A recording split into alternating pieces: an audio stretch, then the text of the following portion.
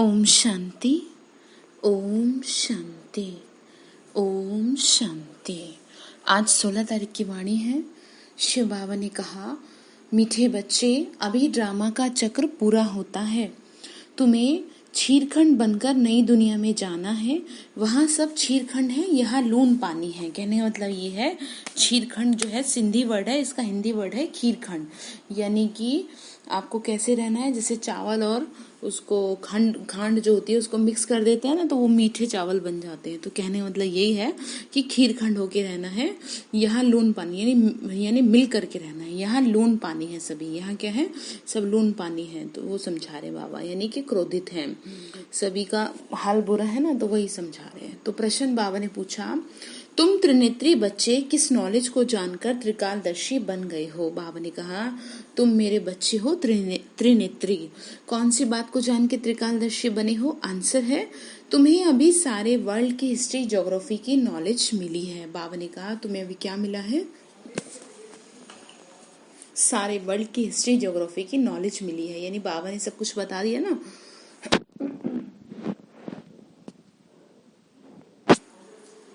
बाबा ने कहा, सतयुग से लेकर कलयुग अंत तक की हिस्ट्री ज्योग्राफी तुम जानते हो। बाबा बोले कि बच्चे, तुम्हें ज्ञान का तीसरा नेत्र मिला है कि आत्मा एक शरीर छोड़ दूसरा लेती है। संस्कार आत्मा में है। अब बाप कहते हैं, बच्चे नाम रूप से न्यारा बनो, आत्मा अपने को आत्मा अशरीरी समझो। बाबा ने कहा कि बच्चे नाम रूप से न्यारे बनो, अपने को क्या समझना है? अशरीरी समझना है, अपने को अशरीरी आत्मा समझना है। ठीक है। बाबा ने फिर गीत दिया, धीरज धर मनुआ धीरज धर, तेरे सुख के दिन आए की आए। ओम शांति।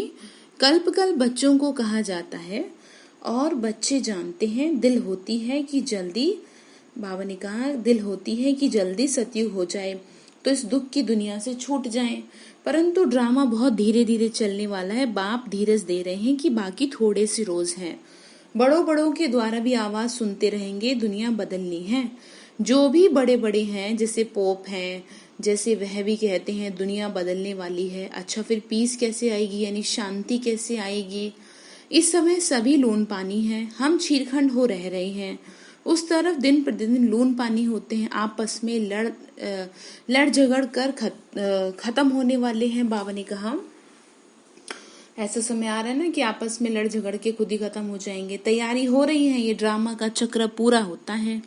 पुरानी दुनिया पूरी होती है, नई दुनिया की स्थापना हो रही है। बाबा ने कहा, ये ड्रामा का चक्र जो है पूरा हो रहा है और नई दुनिया की स्थापना हो रही है। नई दुनिया सो पुरानी, पुरानी सो नई बनेगी। इसको दुनिया का चक्र कहा जाता है, जो फिरता रहता है। ऐसे नहीं लाखों वर्ष बाद पुरानी दुनिया नहीं होगी, नहीं। तुम बच्चे अच्छी रीति जान चुके हो। क्या जान चुके हो? कि भक्ति बिल्कुल अलग है और भक्ति का कनेक्शन रावण के साथ है और ज्ञान का कनेक्शन राम के साथ है। भक्ति तब करते हैं ना जब अपनी ताकत को भूल जाते हैं, अपनी शक्ति को भूल जाते हैं, तो क्या है, पूजते हैं फिर सभी को। बाबा ने कहा कि बच्चे देखो, ज्ञान का कनेक्शन राम से। तुम अभी समझ रहे हो ना, अभी बाप को बुलाते भी हैं, हे पतित पावन आओ, आकर नई दुनिया की स्थापना करो। नई दुनिया में जरूर सुख होता है। अब छोटे बच्चे अथवा बड़े सब जान गए हैं ना कि अब घर चलना है। ये नाटक पूरा होता है, हम फिर से सतयुग में जाएंगे। बाबा ने कहा, अभी तुम्हें समझ आ रहा है ना कि तुम्हें किधर की तरफ चलना है। अब ये नाटक क्या है, पूरा होने को है। ठीक है। बाबा ने समझाया कि अब बाप कह रहे हैं, समझा रहे हैं। क्या समझा रहे हैं?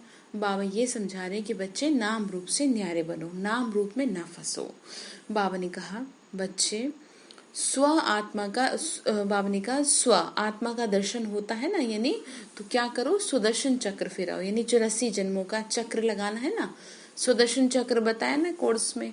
सृष्टि चक्र का अर्थात आत्मा को ज्ञान का तीसरा नेत्र मिला है, उसको कहा जाता है त्रिनेत्री। आत्मा को क्या मिला है? ज्ञान का तीसरा नेत्र मिला है, तो इसलिए क्या कहा जाता है? त्रिनेत्री।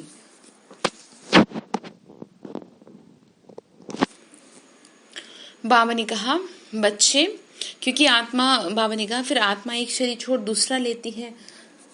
संस्कार आत्मा में भरते हैं, आत्मा विनाशी है। अब बाबा कहते हैं, नाम रूप से न्यारे बनो। अपने को अशरीरी समझो, देह नहीं समझो। ये भी जानते हो ना हम आधा कल्प से परमात्मा को याद करते आए। इसमें जब जास्ती दुख होता है तब जास्ती याद करते हैं। बाबा ने कहा जब ज्यादा दुख होता है तो याद भी ज्यादा करते हैं। अब कितना दुख है, आगे तो इतना दुख ही नहीं था। सबसे बाबा ने कहा आगे इतना दुख नहीं था, जब से बाहर वाले आए हैं तब से ये राजाएं लोग भी आपस में लड़े हैं, जुदा जुदा से हो गए हैं। बाबा ने कहा जब से बाहर वाले आ गए ना तब से क्या है, राजाएं भी लड़ने लगे। सतयुग में तो एक ही राज्य था। अभी हम सतयुग से लेके कलयुग अंत तक हिस्ट्री ज्योग्राफी समझा रहे हैं। बाबा समझा रहे और हम समझ रहे हैं।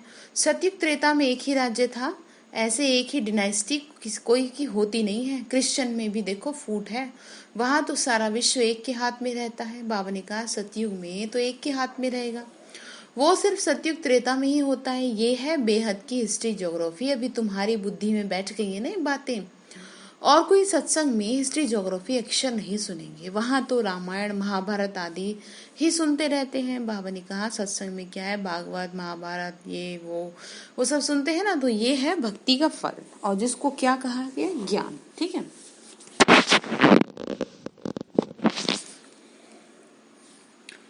बाबा ने कहा कि बच्चे, अभी तो बाबा समझा रहे हैं, क्या समझा रहे हैं कि बच्चे यहाँ ये बातें हैं नहीं, वहाँ यहाँ है वर्ल्ड की ज्योग्राफी। तुम्हारी बुद्धि में है कि ऊंचे ते ऊंचे हमारा बाप है, बाप का शुक्रिया, ठीक है ना, जिसने सारा ज्ञान सुनाया। बाबा ने कहा एक आत्माओं का झाड़ है, दूसरा है मनुष्यों का झाड़। बाबा ने कहा दूसरा है मनुष्यों का झाड़। ऊपर में कौन है, ग्रेट ग्रेट ग्रैंडफादर ब्रह्मा। ये जानते हैं ना, ये दिखाया ना, उसके चित्र में दिखाया समझाया गया है। सीढ़ी का और गोले का चित्र मुख्य है, इसीलिए उसको समझना बहुत जरूरी है। बाबा ने कहा और अगर आपको वो समझना है तो आप गॉड ऑफ द गॉड जो मूवी है ना वो किसी को सब दिखा सकते हैं, तो उसमें भी काफी कुछ समझ में आ जाएगा। तो शिव बाबा बता रहे हैं कि बच्चे, परंतु ब्रह्मा के पीछे क्या हिस्ट्री ज्योग्राफी है ये कोई नहीं जानता। अभी तुम्हारी बुद्धि में है ना, ऊंच ते ऊंच बाप रहते हैं परम धाम में। फिर सूक्ष्म वतन का भी तुमको मालूम है, मनुष्य ही फरिश्ता बनते हैं, इसीलिए सूक्ष्म वतन दिखाया है। तुम आत्माएं जाती हो, शरीर तो सूक्ष्म वतन में नहीं जाएगा। जाते कैसे, उनको कहा जाता है तीसरा नेत्र, दिव्य दृष्टि अथवा ध्यान भी कहते हैं। तुम ध्यान में ब्रह्मा विष्णु शंकर को देखते हो। लोग दिखाते हैं शंकर के आंख खोलने से विनाश हो जाता है।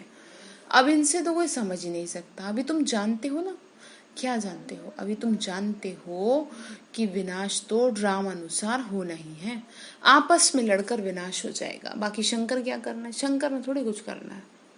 ब्रह्मा विष्णु शंकर तीन है, स्थापना के लिए ब्रह्मा को रखा है, पालना के लिए विष्णु, और विनाश के लिए शंकर को। वास्तव में ये है पार्ट बना हुआ, यानी ड्रामा है। शंकर का पार्ट कुछ भी नहीं है, ब्रह्मा और विष्णु का पार्ट तो सारे कल्प में है। ब्रह्मा सो विष्णु, विष्णु सो ब्रह्मा। जैसे कि लक्ष्मी नारायण का कंबाइंड रूप विष्णु और विष्णु का ही एक रूप है श्री कृष्ण। बाबा ने कहा ब्रह्मा के भी 84 जन्म पूरे हुए तो विष्णु के भी पूरे हुए। शंकर तो जन्म मरण से न्यारा है। शंकर का जो मतलब है ना वो है तपस्वी रूप, और जब हम तपस्या करते हैं तो हमारा ज्ञान का तीसरा नेत्र खुल जाता है, ठीक है। और उससे क्या होता है, हमारे अंदर की जितनी भी गंदगी है ना, जो भी पाप की है, जो भी बुराइयां हैं, उन सब का नाश होने लगता है। वो उस पे हम क्या कर लेते हैं, विजय प्राप्त कर लेते हैं। इसीलिए शंकर के गले में क्या दिखाया, नाग दिखाया, सांप दिखाया, कि विष को भी क्या है अपना लिया, यानी विष के ऊपर भी कंट्रोल कर लिया। सांप भी कुछ ना बिगाड़ पाए। सांप से मतलब विकारों से मतलब है कि विकार जितने ज्यादा कि उतना कंट्रोल कर लिया कि उसको भी अपने गले में डाल के बैठे हैं, ये मतलब है। ऐसे नहीं कि कोई ऐसे सचमुच में कोई सांप डाल के बैठता है, ठीक है। तो बाबा ने कहा कि बच्चे देखो ऐसा है, बाबा समझा रहे हैं शंकर तो जन्म मरण से न्यारा है, इसीलिए शिव और शंकर को मिला दिया। वास्तव में शिव का तो बहुत पार्ट है, पढ़ाते हैं तुम्हें तो पार्ट है। देखो बाबा ने कहा देखो मैं पढ़ाता हूँ तुम्हें, ठीक है ना, तो क्या है, पार्ट है। फिर बाबा ने कहा कि भगवान को कहा जाता है नॉलेजफुल। अगर वह प्रेरणा से कार्य करता तो सृष्टि का ज्ञान कैसे देता। इसीलिए बाबा कहते हैं, समझाते हैं, इसीलिए समझाते हैं कि बच्चे प्रेरणा की तो कोई बात ही नहीं है, बाप को तो आना ही पड़ता है। बाप कहते हैं बच्चे मेरे में सृष्टि चक्र का ज्ञान है, मेरे को ये पाठ मिला है, इसीलिए मुझे ही ज्ञान का सागर कहा जाता है। नॉलेज किसको कहा जाता है?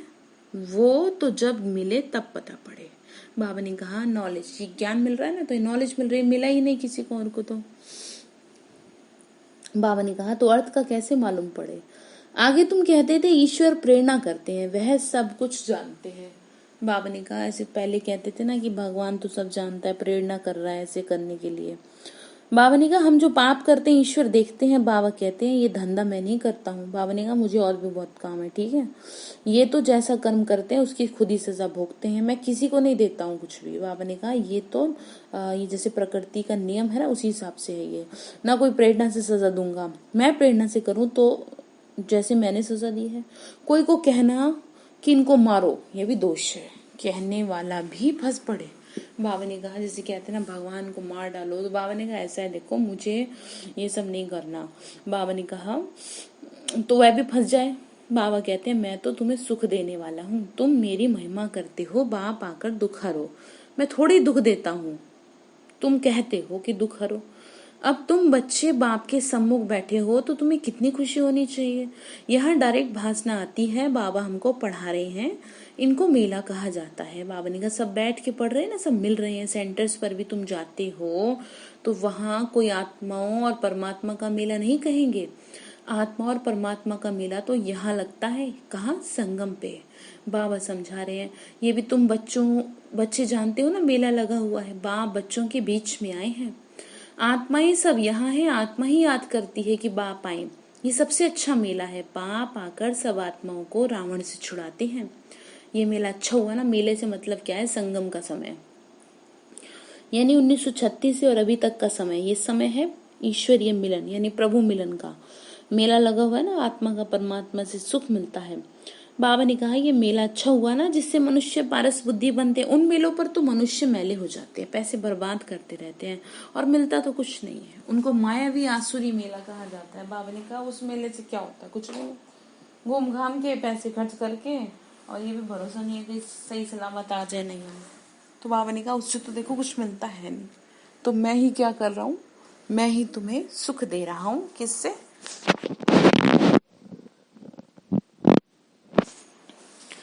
इस मेले से सुख मिल रहा है। फिर बाबा ने कहा बच्चे तुम भी आसुरी मेले में थे, रात दिन का फर्क है। बाबा ने कहा उसको मायावी मेला कहा जाता है। सब जान जाए तो पता नहीं कितनी भीड़ पड़ जाए, इतने मकान आदि रहने के लिए कहाँ से लाएंगे। पिछाड़ी में गाते हैं ना, अहो प्रभु तेरी लीला। बाबा ने कहा कि सबको पता चल जाए तो कहाँ रखूंगा मैं सबको।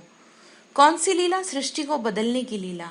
दुनिया में कहते हैं ना प्रभु तेरी लीला परंपार, तो यही लीला है कि कैसे वो इस कलयुग की दुनिया को सतयुग में ट्रांसफर कर देगा। देखते ही देखते पता भी नहीं चलेगा क्या हो गया। जैसे अभी देख रहे हैं ना, सृष्टि के बदलने की लीला है ये है सबसे बड़ी लीला। पुरानी दुनिया खत्म होने से पहले नई दुनिया तो स्थापन होगी ना।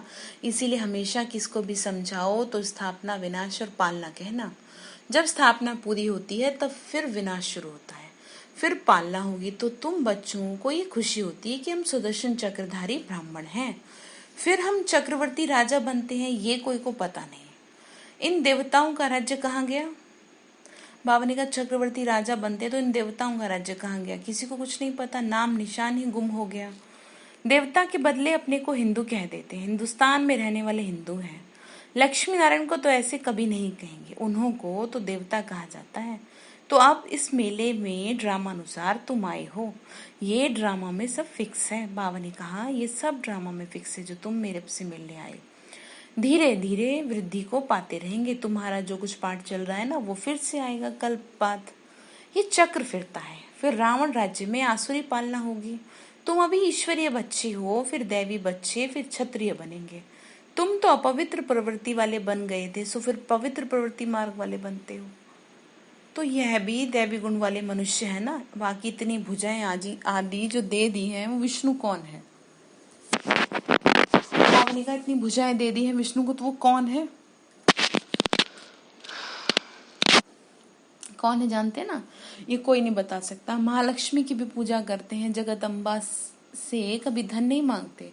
धन जास्ती मिल गया तो कहेंगे लक्ष्मी की पूजा की थी इसलिए मिल गया, उन्होंने भंडारा भर दिया। यह तो बाबा समझा रहे हैं, यहाँ तो तुम जगदम्बा से पा रहे हो परमपिता परमात्मा शिव द्वारा देने वाला तो वही है ना। तुम बच्चे बाप दादा से भी लकी हो। देखो जगदम्बा का कितना मेला लगता है, ब्रह्मा का इतना नहीं लगता। ब्रह्मा को तो एक ही जगह बिठा दिया, अजमेर में मंदिर है ना। देवताओं के मंदिर बहुत हैं, क्योंकि इस समय तुम्हारी बहुत महिमा है। बाबा ने कहा इस समय तुम बहुत सेवा करते हो ना, तो तुम्हारी महिमा ये भक्ति मार्ग में चली है, इसी वजह से तुम्हारी इतनी महिमा है। तुम भारत की सेवा करते हो, पूजा भी, बाबा ने कहा तुम क्या करते हो, भारत की सेवा करते हो, पूजा भी तुम्हारी जास्ती होती है। तुम बहुत लकी हो। जगदम्बा के लिए ऐसे नहीं कह सकते, ऐसे नहीं कहेंगे कि वह सर्वव्यापी है, तुम्हारी महिमा होती रहती है। ब्रह्मा विष्णु शंकर को भी सर्वव्यापी नहीं कहते, मुझे कह देते हैं कण कण में। कितनी ग्लानि करते हैं। बाबा ने कहा देखो सबसे पहली बात कह रहे हैं कि देवताओं की यानी तुम्हारी, बाबा ने कहा बहुत महिमा हो रही है, मेरी इतनी नहीं हो रही। फिर कह रहे हैं कि मेरी ज्यादा ग्लानि करी है, तुम्हारी नहीं की। कण कण में कह दिया ना। ब्रह्मा विष्णु शंकर को नहीं कहते, भगवान को कहते ना, शिव को कहते हैं। तुम्हारी में, बाबा ने कहा तुम्हारी मैं कितनी महिमा बढ़ाता हूँ। भारत माता की जय कहते हो ना, भारत माता तो तुम हो, धरनी नहीं। वो सोचते हैं कि धरती को कहते हैं, मतलब बाबा कह रहे हैं कि धरनी को सोचते हैं वो लोग। धरनी आदि तो अब तमो प्रधान हो गई है, सतयुग में सतो प्रधान होगी। इसीलिए कहते हैं देवताओं के पैर पतित दुनिया में नहीं आते, जब सतो प्रधान धरनी होती है तभी आते हैं। अभी तुमको सतो प्रधान बनना है, श्रीमत पर चलते बाप को याद करते रहोगे तो उच्च पद पाएंगे, ये ख्याल रखना चाहिए। याद करेंगे तो पाप कटेंगे, श्रीमत मिलती रहती है। सतयुग में तो तुम्हारी आत्मा पवित्र कंचन हो जाती है, तो शरीर भी कंचन मिलता है।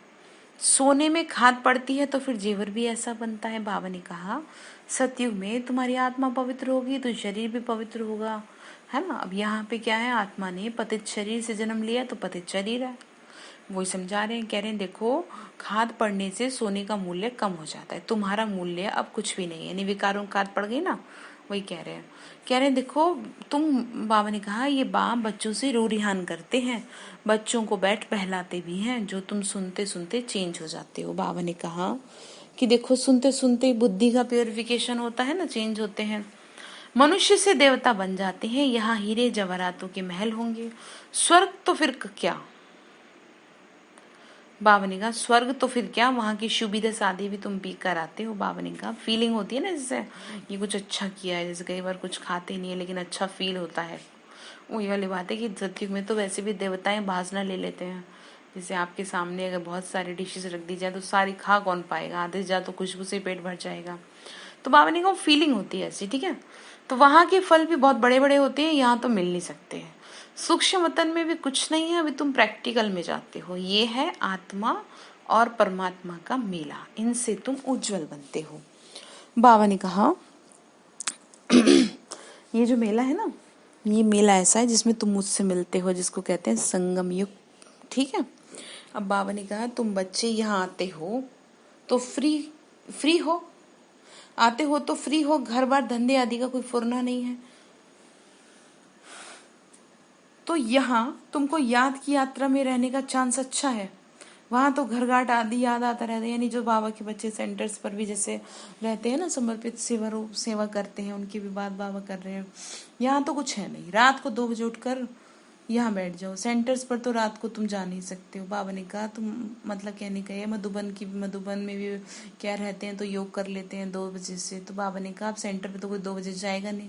यहाँ तो सहज है, शिव बाबा की याद में आके बैठो, कोई याद ना आए, यहाँ तुमको मदद भी मिलेगी, है ना। मधुबन में बाबा के पास रहते हैं तो क्या है, कुछ बुद्धि में आता ही नहीं है। बाबा ने कहा सवेरे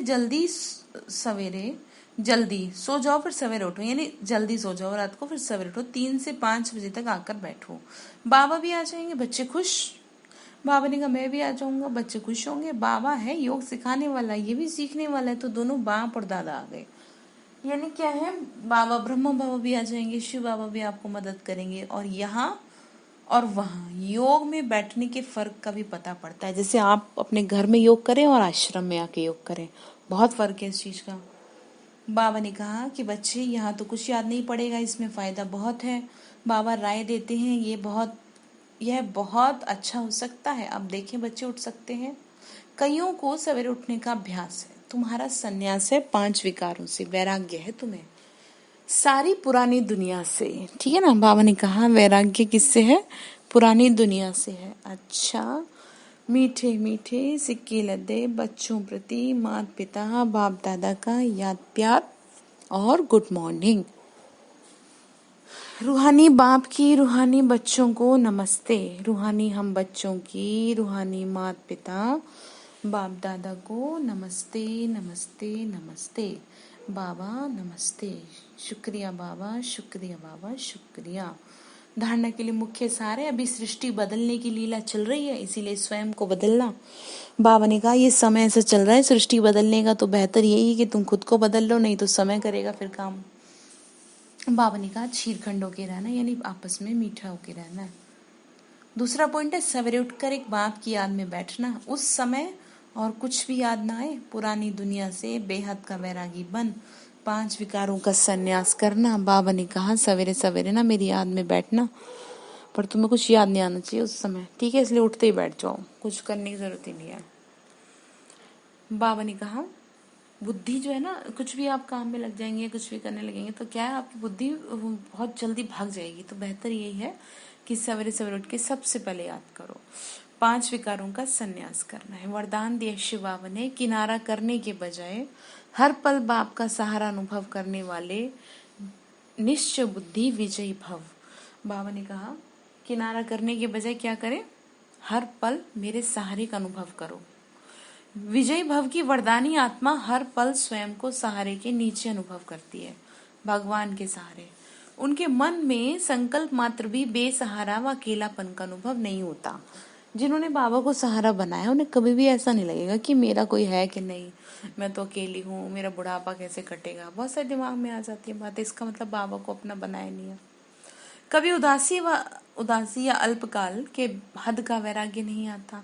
वे कभी किसी कार्य से, समस्या से, व्यक्ति से किनारा नहीं करते। बाबा ने कहा कि बच्चे जो मेरे से जुड़े रहते हैं ना, वो कभी किसी से किनारा नहीं करते हैं, ठीक है? वो क्या करते हैं?